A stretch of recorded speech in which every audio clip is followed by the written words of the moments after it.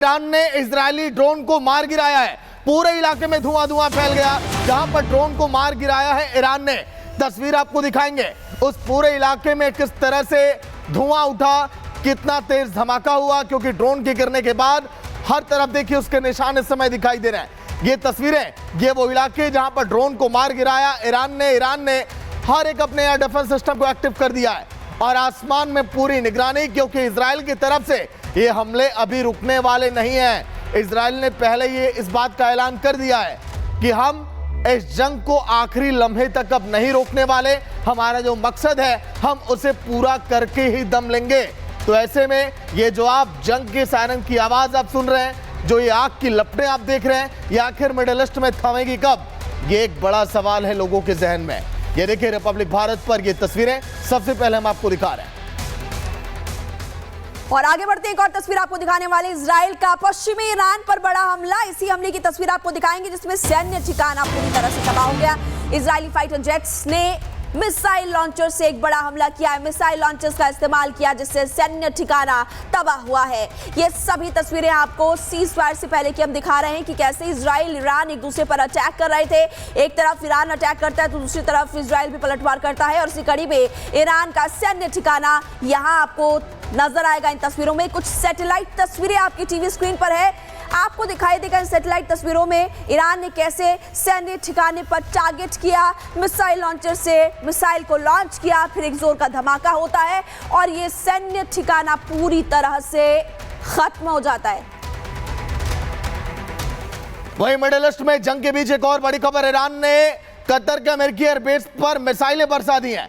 कई ठिकानों पर यह हमला, 6 मिसाइल वहां पर गिरे और हमले के बाद ईरान ने कहा कि यूएस से बदला ये पूरा हुआ, क्योंकि अमेरिका ने जो हमले किए थे आप सभी को याद होगा, ईरान के 3 वो परमाणु प्रतिष्ठानों पर वो हमले थे जहां पर अमेरिका को ये संदेह था कि यहां पर परमाणु हथियारों को बनाया जा रहा है। तस्वीर आप देखिए, ये अमेरिकी एयरबेस जहां पर कहा जा रहा है कि लगभग हजारों की संख्या में अमेरिकी सैनिक मौजूद थे।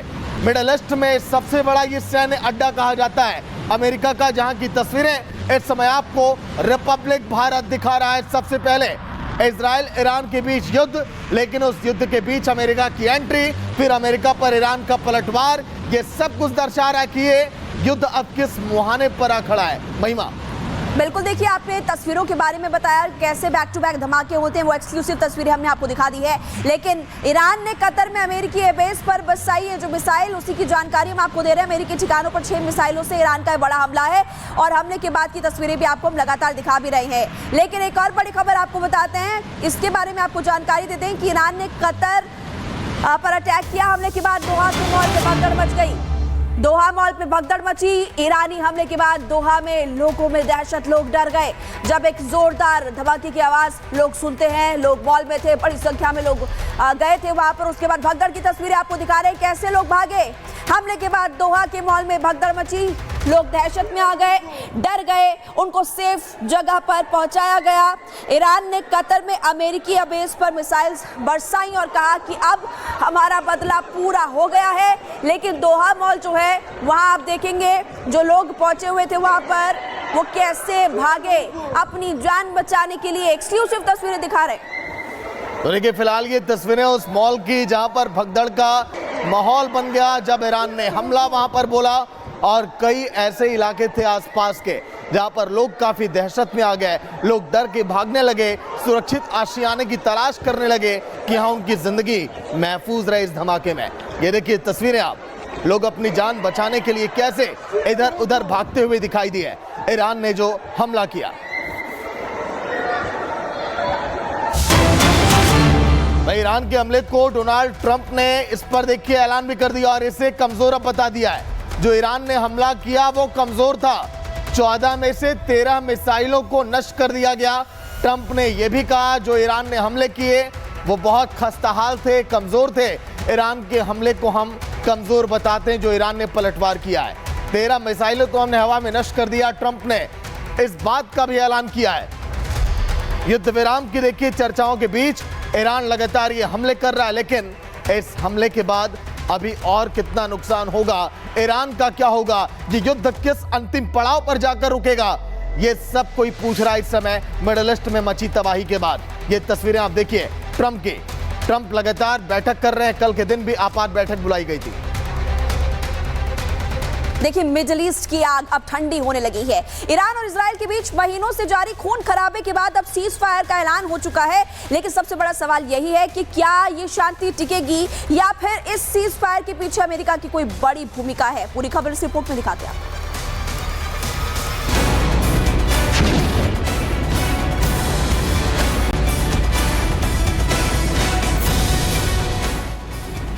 बारह दिनों से जारी तकरार, अब ट्रंप ने कराया सीज फायर। बीते कुछ हफ्तों में ईरान और इजराइल के बीच मिसाइलें बरस रही थी। रिहायशी इलाकों में तबाही मची, सैन्य ठिकाने नष्ट हुए और सैकड़ों लोगों की जान चली गई।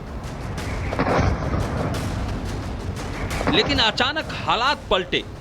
अमेरिकी राष्ट्रपति डोनाल्ड ट्रंप ने दोनों देशों के बीच युद्ध विराम की घोषणा कर दी। ट्रंप ने सोशल मीडिया पर यह जानकारी साझा की।